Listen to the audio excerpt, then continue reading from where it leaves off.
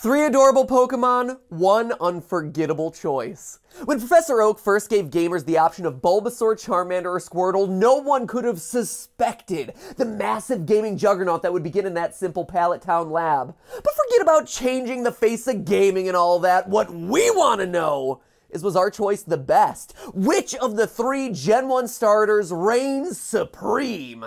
After researching and running some polls, Bulbasaur was in a distant third, making today's debate between 2, Squirtle and Charmander, a song of ice and fire.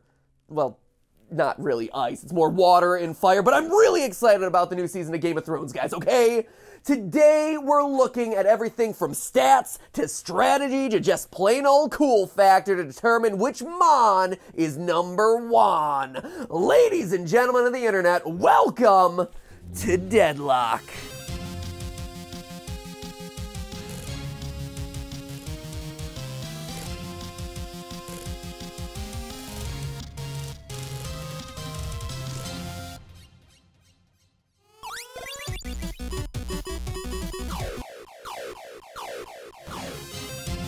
I wanna be the very best. Let's finish this quickly. I can't stop thinking about my battle with Gary. Well, look who decided to show up today. It's Mr. Blame Me for not letting him swear during his episodes. Sorry I'm holding you to a higher standard, Austin. I just figured a guy as smart as you could write a wittier punchline than dropping F-bombs, but I don't know. Maybe I was wrong. You have free reign to do what you want. I will totally look the other way. That said, though, YouTube's ad services might not be so kind. Look, if you were constantly discovering how your favorite video game franchises are predicated on mind-blowingly terrifying premises, you'd drop a few salty slurs too. Sorry, sir. Who's the person who originated that format? Just saying. Do you not even watch Game Theory? That's what I do literally every week. Anyway, enough about our petty little squabble. Let's get this battle over with so you have another excuse to complain. What was the single greatest discovery in all the history of humanity? Relativity? The transistor? The steam engine? No, it was the ability to control fire. Over 600,000 years ago, before even the existence of Homo sapiens, hominins first learned to control fire. With that came science, art, chemistry, cooked food, light at night, and heat in winter. Humanity has utterly dominated the entire world for good or ill for thousands of years, and it all started with fire. A little bit of oxygen, some fuel, and heat, and boom! You can literally change the course of the entire planet. Are you serious right now? What is this? A video game debate or a hipster poetry slam? In the beginning. I don't wear these glasses for no reason, and I'm just getting started. The Greeks knew how important fire was, not even thinking that humans themselves were smart enough to come up with the idea, and alleged that Prometheus stole fire from the gods themselves. And this is exactly why, objectively and unequivocally, why Charmander is the best of the first 3 starter Pokemon. Charmander isn't a turtle waiting to be turned into soup whose only talent is creating their own broth, and they're not a dinosaur with a parasite growing out of their back. When you walk around with Charmander in your Pokeball, you're literally walking around with the power of the Greek gods, an embodiment of the most important chemistry discovery in the universe, and most importantly, a way to toast marshmallows anytime, any day, and whenever you want. If this was a try not to cringe challenge, I would be failing so hard. Your opening argument focuses on ancient Greeks and mythological events that never happened? I know your old channel was named Shoddycast, but I didn't realize your arguments would be so shoddy too. Oh, shots fired! Not shoddy shots. Not that I think that any of what you just said merits any sort of a rebuttal, but just to be thorough, you say fire allows humans to change the planet. Great, good on you. Clap and a half. You know what also allows humans to live on that planet in the first place? Water. In fact, as a scientist yourself, I have a feeling you know what enables Earth as a planet to sustain any life in the first place. Water. Sorry, couldn't quite hear ya. What was that? Water! Oh, yeah. That's it. That's the one. Good old H2. Oh, yeah. Say it loud and say it proud. Why are the atmospheres of Venus and Mars dominated by CO2 while Earth's isn't? It all comes down to water.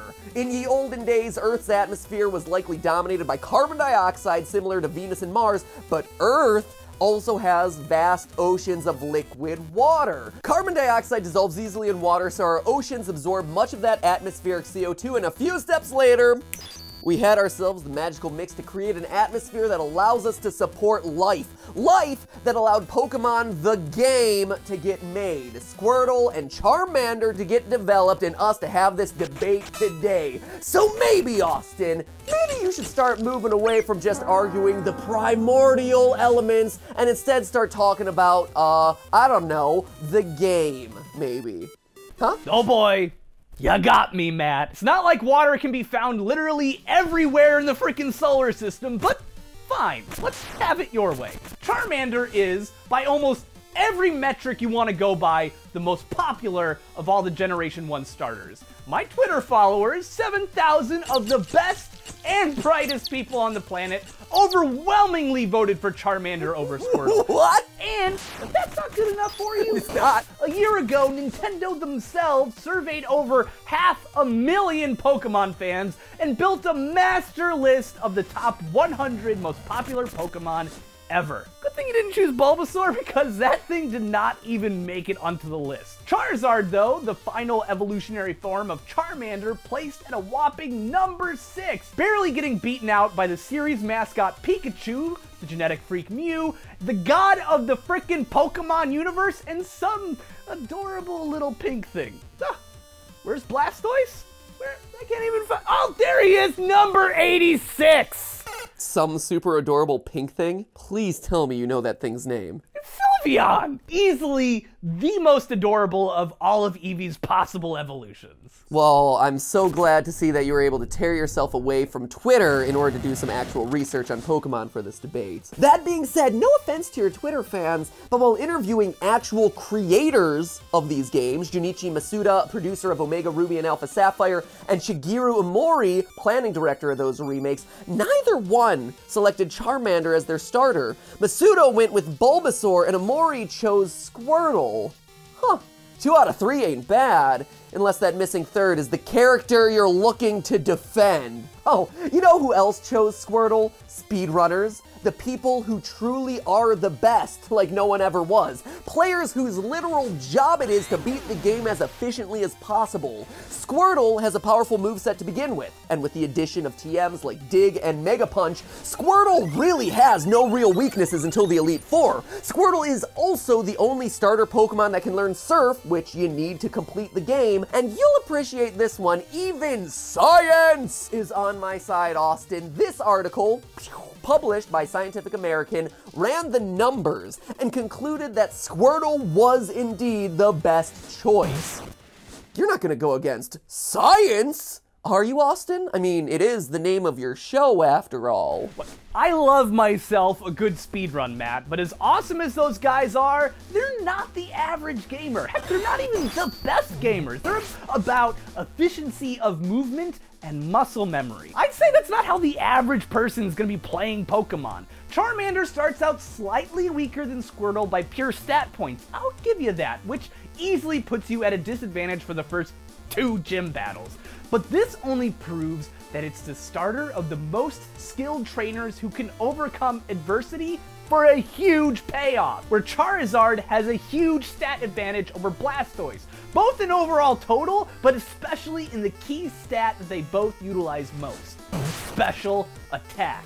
This is the stat that dictates how powerful things like fire and water type moves are. Which would be all well and good if Charmander and Charizard would actually get around to learning some dang fire moves. In Gen 1, Charmander only learns 1 fire move, Ember, up through level 38. 38! And if you decide to evolve him along the way, which obviously you will since everyone's so eager to get their hands on Charizard, I mean, even you, Austin, have abandoned defending Charmander at this point and have already moved on to his level 3 evolution, you're gonna have to wait until level 42 before you get your second fire type move, Flamethrower. Squirtle, on the other hand, learns water moves at levels 8 and 15, 2 special attack moves before even evolving to Wartortle. Pick a lane, Matt. You're bringing up HMs and TMs, but now we're gonna throw a badass Pokemon under the bus because it takes a little bit more time to master how to properly melt faces with fire? Yeah, fine, you gotta wait a bit for Flamethrower, but Charizard boasts an impressive list of learnable moves, including one of the strongest in the game, Hyper Beam. Furthermore, Charizard is a dual flying fire type, and as a result, boasts several advantages over the Turtalian counterpart Blastoise, who is a pure water type. Hilariously, even without a shell, Charizard has more resistances, boasting a resistance to 6 different move types over Blastoise's 4, and an immunity to ground type, where Blastoise is immune to nothing! Glad to see that shell is really getting its mileage. Also, Charizard can learn 3 hidden machines, some of the most important skills in the game: Fly, Cut, and Strength. Blastoise only gets 2. Aw, how cute. At least you tried to be useful. I'll think of you getting around like a crappy boat while I'm flying in the sky on my literal dragon. Except not. First off, Charizard isn't even a dragon type, so sorry there. Secondly, good luck finding the time to fly around on your dragon because you'll be too busy chip damaging your way through Mount Moon, embering your way through endless waves of Geodudes. Remember how I said speedrunners choose Squirtle? Well, it's in part because he rips through the most obnoxious parts of these games. The caves that are just filled with ground types. Endless slogs where your Charmander is relegated to the back of the party.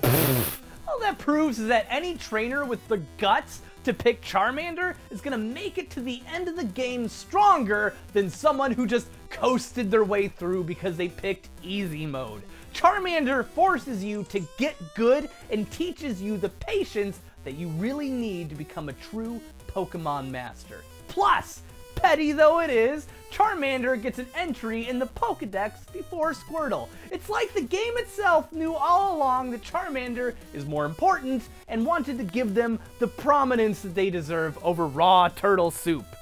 Really? Well, first off, you've already used that joke. The turtle soup joke, it wasn't funny the first time, it's even less funny the second time you use it. Secondly, I'm starting to see why you swear so much. You're using Pokédex entry numbers as a main point in your arguments? Your ad hominem is not going to distract me, Matt.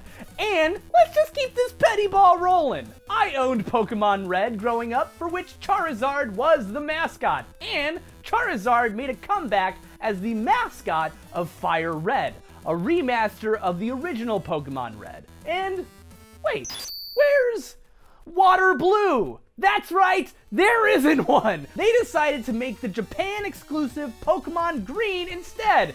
Ha! Not even Nintendo wants you! Fair loss then, considering that according to this chart, Pokemon Blue sold more copies in the US than Pokemon Red. 5.02 million to 4.83 million. No! That's a great statistic, Matt. I love it. Too bad it comes from a chart with literally no credibility whatsoever that doesn't even list a source for any of its numbers. Hey, oh, look.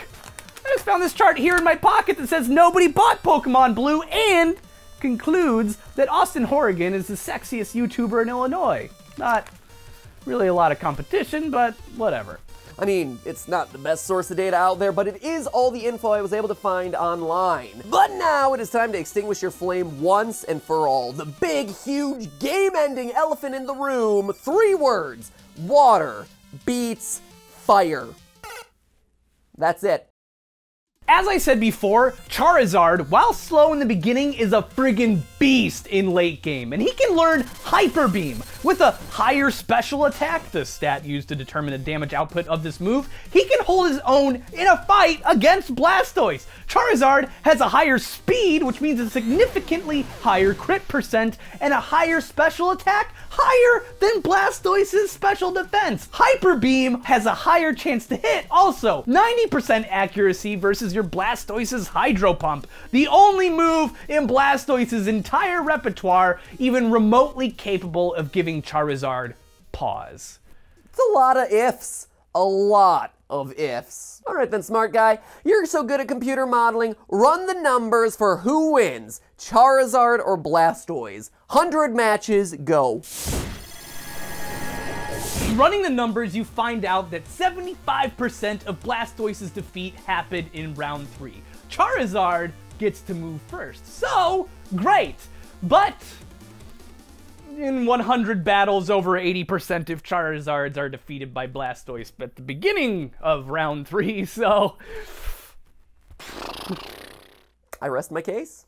Again, I'm gonna walk dramatically out of frame. Fine!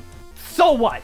Water beats fire, and grass beats water, paper beats rock, and the entire game is a series of checks and balances. Almost as though no Pokémon were objectively perfect for every situation.